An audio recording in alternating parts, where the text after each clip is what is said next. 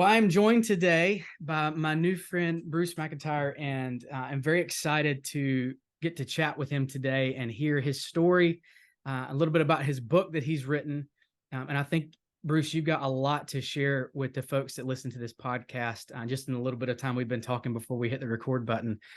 So I'm going to turn it over to you, let you introduce yourself to us, and then we'll just see where the conversation goes. Thank you, Justin, and good to be with you today.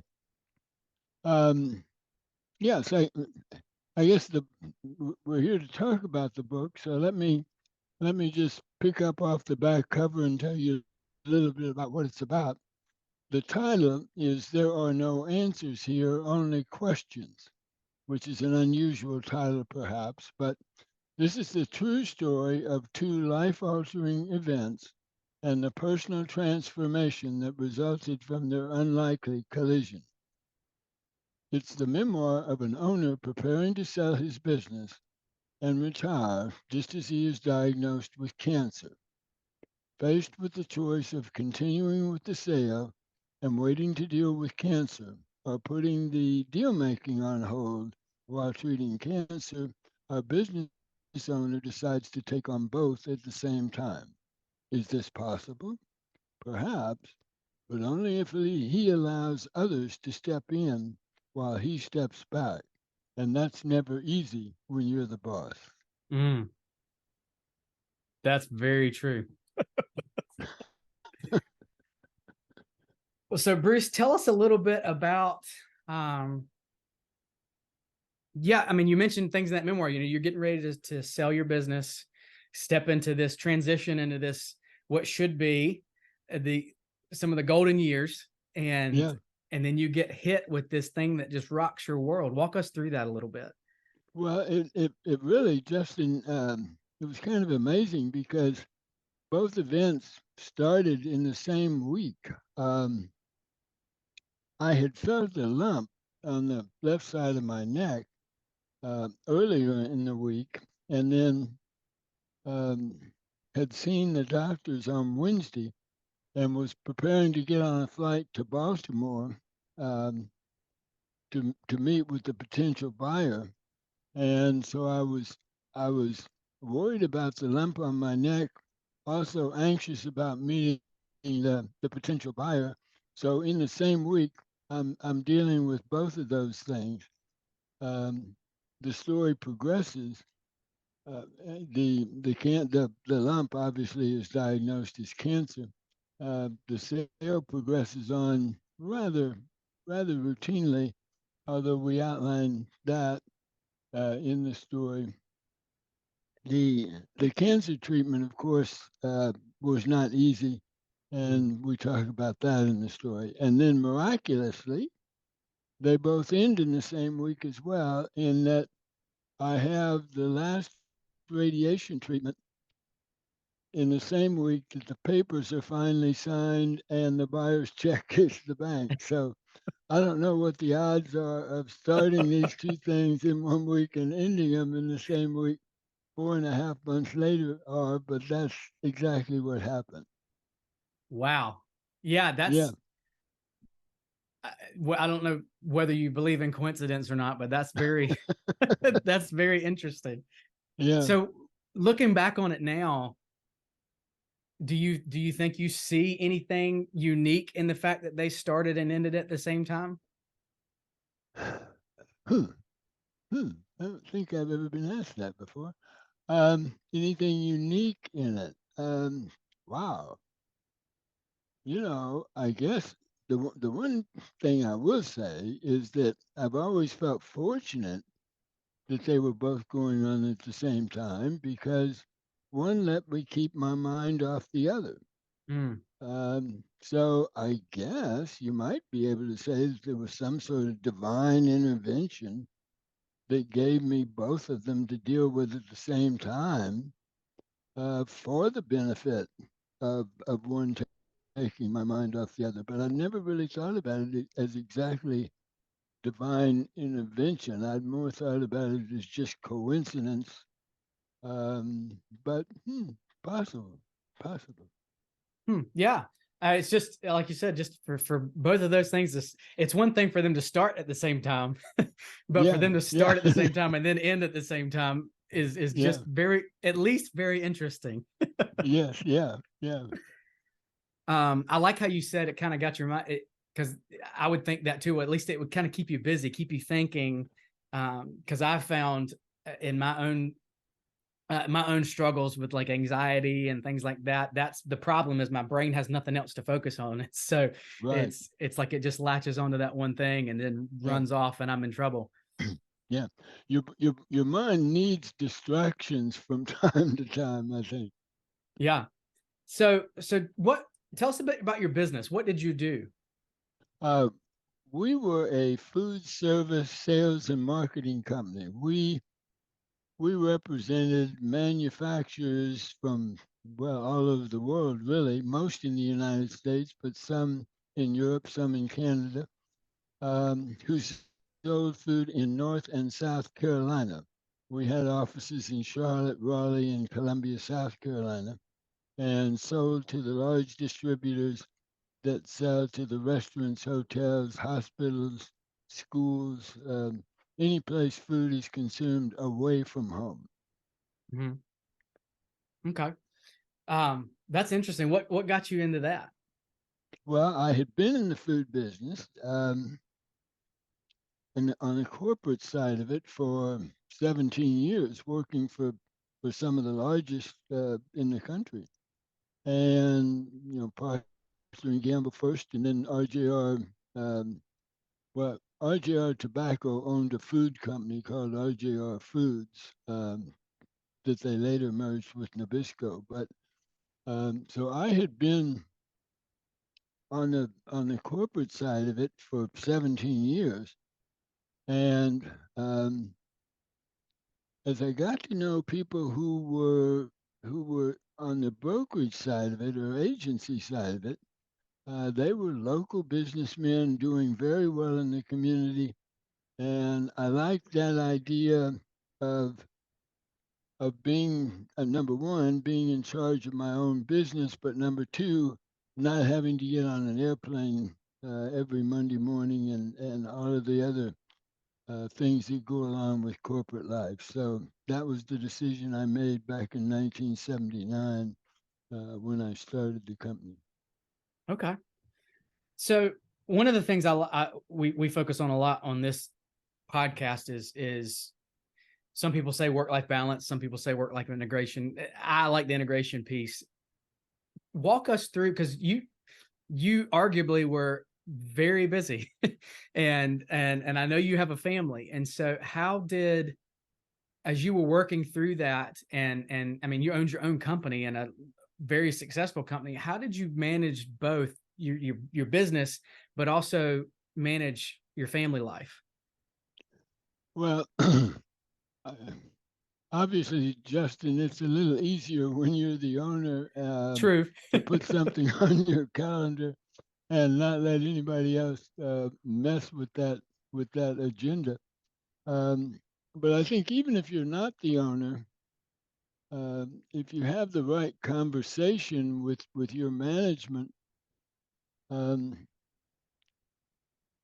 I, I think it would be nice to think that we only work, let's say, an 8-hour day, and then we go home, and the rest of it is devoted to the family. But it's kind of hard to segment your life that way, or it certainly was for me and still is. Um, so I never had a problem, nor had a problem with any of the people who worked with me, that if one of their children had a particularly important class play or soccer game or something like that, go ahead and put it on your calendar, and that becomes as important as anything else. Mm, But recognize that if you borrowed an hour from the company on a Wednesday afternoon, that you owed the company an hour back some way down the road. And that's I guess that's where the balance part would come in. But also the idea of integration is that, like, for me, it was always impossible to say that my mind was only going to think about business from 9 to 5 and not think about business anytime after that, because Mm-hmm. that just never worked for me. Yeah, I like what you said there of the idea of balance not even being static, and you give from one, you take from the other, you back and forth, and I agree with you. I think that's one of the things that I have found in my own life and in the life of people that I've coached and talked to is that sense of you do more trouble by trying to compartmentalize, Yeah, because our brains don't work that way. Like you said at the yeah, very beginning, our brains have to think about something, and so um, I have a background in emergency management, and so I used to have to do disaster relief and all those things. And I yeah, was talking to an old colleague the other day, and we were talking about this very thing of, if in the middle of a hurricane, if I'm operating an operations center or anything like that, if my family's not safe and taken care of, I'm not just thinking about the hurricane. I'm thinking yeah, about what is going on with my family. Are they yeah, okay? And so yeah. that's just, to me, is a good example of what you said of, even in your job, if it's 9 to 5, 8 to 5, whatever, even if it's shift work, whatever, you're thinking about, because you're a wholly integrated person, you're thinking about everything that's going on in your life. And even if you're Mm-hmm. making the widgets or doing the spreadsheets or meeting with clients, you're still thinking about home and your Yeah. kids or your spouse. And yeah, it's impossible to try to cut that off. Yeah, and just as on the other side, you can be at home, um, having dinner with your family, and a thought flashes through your mind of a business nature, and you can get distracted by that. And so Mm-hmm. you just have to be aware of these things tugging on you, and try to keep them in some kind of balance, and integrated in some way that your main focus is on whatever job is in front of you at the moment. That's good. So almost this intentionality piece, you need to be intentional about where you Hmm. are and all the things you've got in your life. You can't Yeah, just go on autopilot. yeah, bingo. So let's jump back into your memoir story there with the two things going on at the same time. How I think that's really interesting. How did you hold both those things in tension? How did you do that? Well, um, And I notice I'm asking you for answers, and your book title says they're all in questions. yeah, exactly. The the thing that did develop was that because the cancer was in my throat, they needed to do radiation to the throat for a total of 7 weeks, 35 different treatments. Um, and my throat basically closed down. So it's even my voice is not nearly as strong as it was pre-cancer, but it's much better now than it was during the treatment. I almost had no voice at all during treatment, and that was in 2010, and we were primarily using Blackberries then. So most of the communication on the sale of the business was done, believe it or not, just on my BlackBerry with Mm-hmm. my thumbs.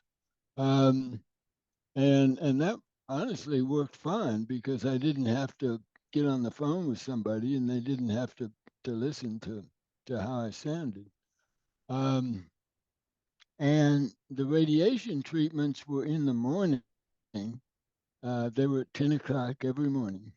Um, when the radiation oncologist set the first appointment, and told me there would be 35 of them, I said, "Well, that first one will work, but I'll need to look at my calendar for the other 34."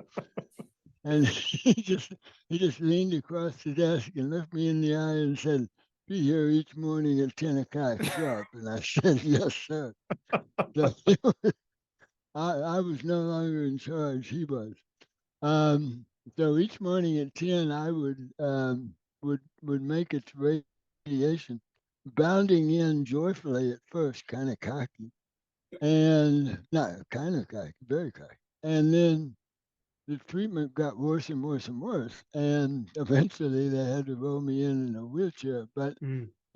each morning I was there at 10, and then the rest of the day I would be in infusion because I had to get hydration and other medicines and so forth um, intravenously in the infusion lab. So that's when I would be sitting for usually 3 hours, sometimes four, on my BlackBerry back and forth with my attorney in Washington, D.C., arranging for the sale and doing all of those manipulations. So, in many ways, um, going back to our earlier discussion, that was the part that was good because rather than simply sit in infusion for 4 hours and feel sorry for myself, I was sitting there negotiating back and forth in terms of the sale.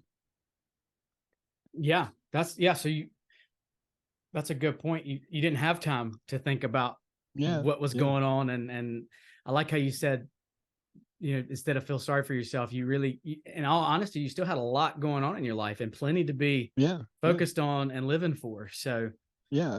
I mean, there were times I really said, you know, I ain't got time. I mean, whether I was in pain or couldn't talk or couldn't eat or this or that, I said that's fine, but I don't have any time for that right now. I got to do this other thing.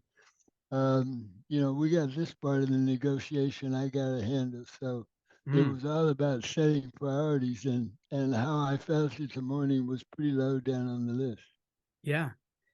I wonder, thinking back to earlier when we were talking about, the uniqueness of them being together.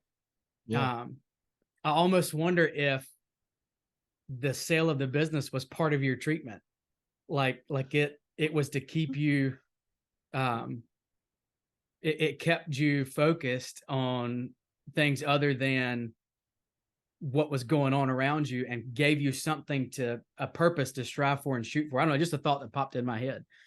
Yeah, you're good. I like that.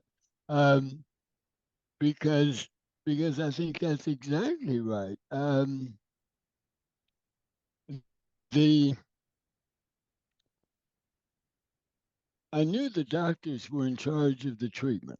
I mean, there wasn't, bosses can do a lot of things, but that's not something that I was in charge of.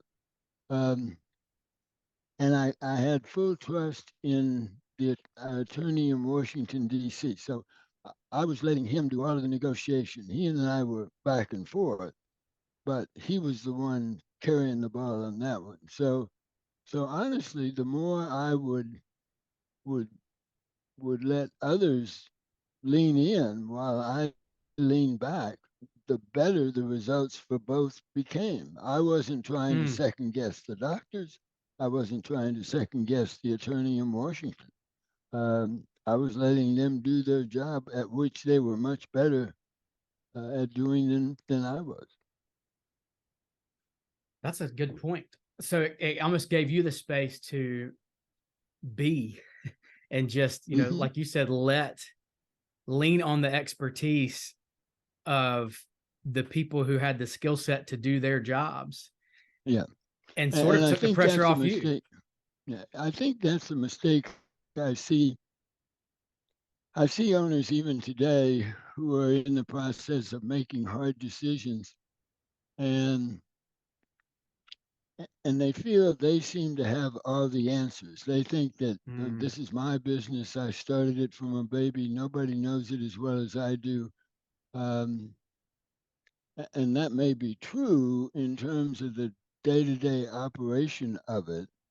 Um, but if you're talking about selling that business or the next step in its strategic plan, there may be others who have a lot more expertise in that than you do. And allowing them to lead can be difficult, as I say, when you're the boss. But I think sometimes it's necessary for bosses to recognize that they do not have all the answers. mm. Stepping on my toes, thank you. Oh, I don't think um so. yeah, but that's a good point, and I think that you can extrapolate that out even beyond just the business world of recognizing your limitations. Yeah. And I think so many times we get ourselves out of balance, for lack of a better term, or we get ourselves worked up because we're trying to be everything and we're trying to push beyond what we're capable of, instead of, like you say in your memoir, leaning on other people to be a part of that. Mm-hmm. I, Well, and yeah, I think there have been a couple of times just in our short conversation today where you have asked questions of me that have made me think about something differently than I previously thought about it. Well, that's a very good example of, hmm, I guess I didn't have all the answers. I guess there are some questions I hadn't really thought about. So any time we think that that we're the begin all and end all, we make a serious mistake. we do. That's a good point. That's a really good Yeah. point. Yeah. And it's, I like to tell people, like, when I do coaching sessions with either leaders or individuals or whatever, for me, there's three pieces. There's a connection to God, there's a connection to yourself, and there's a connection to other people. And we miss out on, when we don't have all those pieces in play, we're not, I don't think we're living to our fullest potential. And one piece there are two pieces, well, all three pieces get mixed up, but I've seen a lot lately of people, which I think is pertinent to your book, people not being connected to other people, when arguably we should be the most Mm-hmm. connected we've ever been with social media and all these things, but not genuine connection. And so when things Mm-hmm. happen, we feel like I've got to be the one to lead the charge through this thing. I've got the answers. I can't lean on anybody else. They either can come with me or not, but I've got to do it. If I don't do it, it's not going to be done. And we've lost that Yeah. ability to lean on those around us and their expertise. Yes.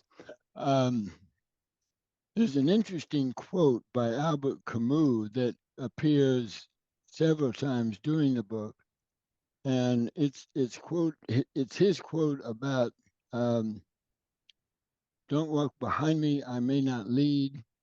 Don't walk in front of me, I may not follow. Just walk beside me and be my friend. Mm, And to me, that's very meaningful. Not to see myself as a leader or a follower, but simply walking beside someone as their friend. And we're going down this road together. So, to your point of being connected to others, to God, and ourselves, I do think everything is connected. John Muir quote about that: "Put on anything, and you realize everything in the universe is hitched together." mm-hmm. Uh, I think it is.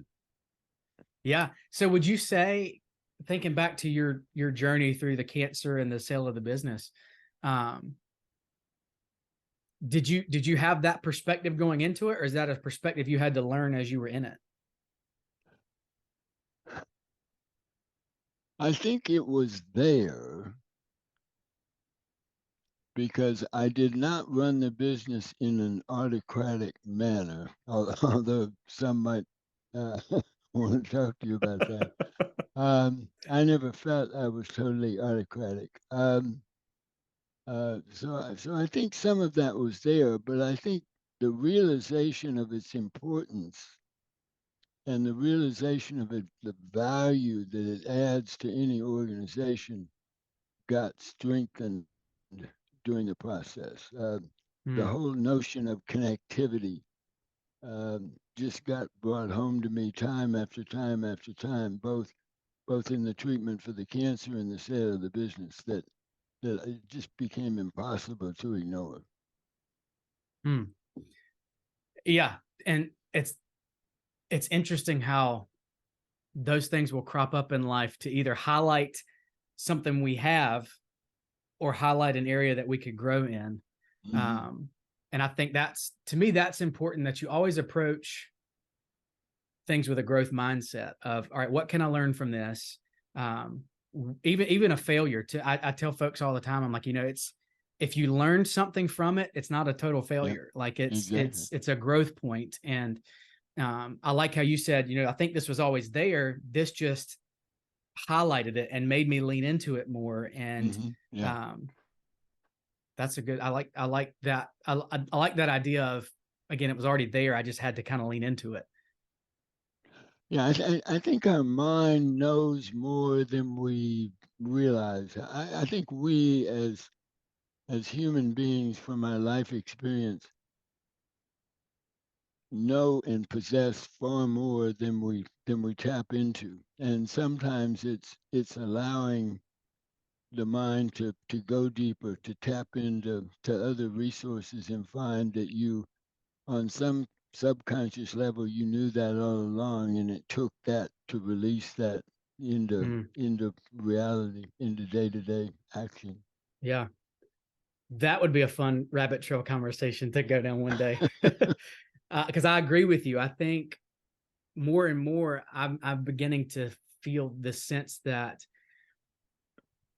God has packed more in our heads than we tap into. And I don't. You can argue whether that's a product of the current society we live in and the culture we live in. Who knows? But I think we've got a lot more resources at our disposal than we make use of. And I think, Yes, like you mentioned, there's a lot more we've learned from our experiences and our life than we realize. yes. Well, and you mentioned today's current lifestyle, and um, unfortunately, I think in our, our fast-paced, soundbite, 24-hour news cycle world that we live in today, we sometimes have the memory of a goldfish, and we really need to just take some time and think about things a little deeper and give them a little more time than we're allowing them, and think deeper about them, and because there are answers there if we'll just go a little deeper and ask a few more questions. That's good. I like that. Yeah. So what would you say would be some of the key lessons or things that either you learned or you rediscovered through your particular journey?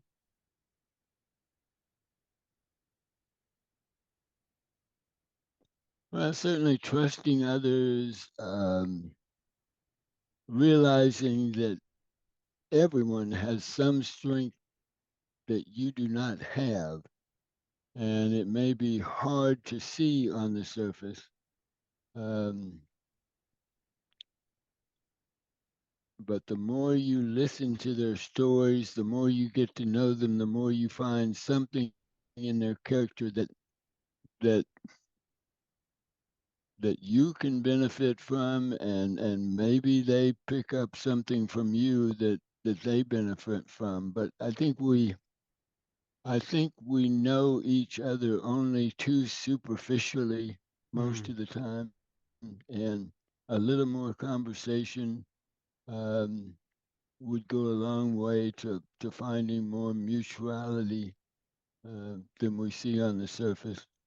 Um, so I think that's one thing that came out of it. Um, the other thing that the book talks about a great deal is the word hope. Um, and I think that's something that's missing too often in our conversations today. Is what is it we have to be hopeful for? Because if we're focused on the opposite of hope, and I guess the opposite of hope is despair, but it can also be a lack of trust. It can also be a hatred.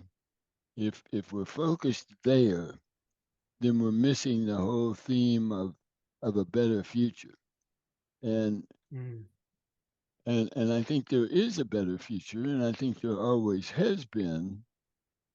It's a question of how far out you want to take the future, but it always does get better. Um, but if that hope is gone, then I think almost everything is gone. Is gone. And the book also talks a lot about privilege. because I certainly, as a business owner, I certainly had privileges that everyone didn't have. Um, and hope may be that one privilege that we all have. Mhm. And the minute you take that away from somebody, you've literally taken everything away from them. Man, Because the absence of hope is the total average of any kind of privilege. that hits deep. Yeah. Once you take hope away from somebody, you've taken, You've well, taken everything. yeah, it's, I've found in the coaching that I've done, and just not even just life. Now that you say that, the way you articulated that is very helpful. I can see that now of even if you don't necessarily have the answer for someone, if you can reinvigorate hope in their life, you can open up a world of possibilities that really, again, you might not have, kind of like your book, you might not have the answer, but you've reinstalled or reactivated that sense of hope, and in a sense given them their life back. Yeah, I think certainly for me, what I came to realize is that every time I thought I had an answer, what I really had was two or three more questions. Mm. And that was how the title came about. And and I suggested it as the title for the book, and the editor said, I kind of like that, and so that's how it stuck. But but I do think the minute we think we have all the answers is when we're in serious trouble. Um, there are always a few more questions that Mm-hmm. that have to be asked. Yeah. So I probably should have asked you just at the beginning, all of all that you've been through, all those things. What pushed you to do this memoir now? Well, these are a collection of stories. Uh, the various stages along the way in the treatment, the various stages along the way in the sale, even some of the business stories that are there. These are stories that I had been telling verbally for years. They were just part of the business stories were part of the business culture.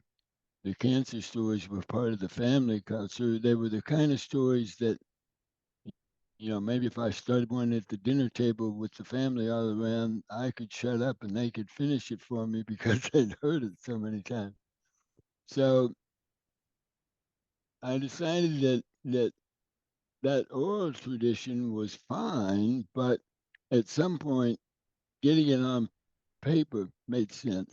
Mm-hmm. And so really the memoir just became a collection of these little short memories all stitched together in a way that pulled them into a 90,000 word book, Yeah. um, just all strung together. So what's your And hope from so the the, book? the Oh, go ahead. so the idea was just to get it on paper, rather than having it all be oral.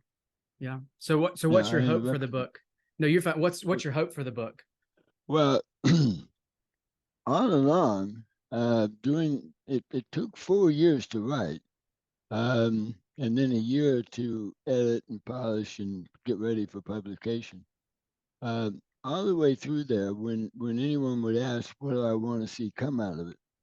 I would always say, "Well, if it helps one person, then that's it. That's fine." Mm-hmm. Um, and it's been out now for not even 3 months, and I've been rewarded hundreds of times more. Mm. I wanted one person to be helped. I've heard from hundreds who have read it who have been helped. So, I'm a very happy guy because Yeah. I wanted one and I've got three or four hundred. So that's pretty good odds. That's a good return on your investment. Yeah, yeah, sure is. Sure is. So So I'm if I'm happy with that. I've even had people who are going through similar cancer treatments, I've encouraged them to. I'm happy to give them my phone number. I've had conversations with people. We'll continue to do that, and never to give advice. Only to say, well, this is what happened to me. This is how I dealt with it. Every situation like this is different, and you've got to go down your own road. But I hope, and there's that word hope. I want the listener or the reader to come away with that sense of hope that somehow I can find my way through this. Hmm. So would you say that's, if you had to leave people today with one nugget, would you say that's the nugget? Yeah, I would, Justin, exactly, because there's a spot in the book. It's on page 139, I think, if my memory serves me correctly, where I'm at a really low point in the cancer treatment. I'm really suffering from a pain standpoint and coughing and all kinds of things going on in my throat and head. And I asked the simple question, is it strength that gives hope or hope that gives strength? Hmm. And I leave it there. But to me, the answer is really very obvious. You don't have to be strong to hope, but it's hope that can give you strength. Hmm. That is a golden nugget to leave with people. Um, hope can give you strength. I like it. Well, Yeah, Bruce, I is have it really strength? enjoyed. Yeah. Yeah, Thank you. I've really enjoyed our conversation today. And so, if folks want to get a copy of the book, what's a way to do that? Well, the book is available wherever you buy books. It's available from your local bookstore. It's available on Amazon, Barnes and Noble, all of the other sellers. It's available in a Kindle currently. It will be available on audiobooks in about a month and a half. So really, anywhere you buy books is where you can find it. Okay. Now, if folks want to know more about Bruce or want to reach out to Bruce, how could they find you? Well, the easiest way is the website, and I use my full name, which is Charles Bruce McIntyre. So Bruce is my middle name, but it's the only one anybody knows. So charlesbrucemcintyre.com is my website, and people can find me there. And then that would lead you to a contact. That would lead you to how to buy the book. It would also tell you some of the background. It would give you a lot of the reviews and praise that people have written about the book. Mm-hmm. And it would give you all of my contact information in terms of email address and so forth. Okay. Well, again, Bruce, I know you're a busy man, so I appreciate your time today. I've really enjoyed talking to you, and I've been inspired and have learned a great deal from you. So thank you for taking the time to put your memoir down and to be open to sharing with people and sharing your story, because I think it's one that is very. I like how we ended on the word hope, because I think it gives folks a lot of hope, and so I appreciate you for that. Yeah. Well, thank you very much, Justin, and thank you for some of your questions because you do a good job. Well, thank you. I appreciate that.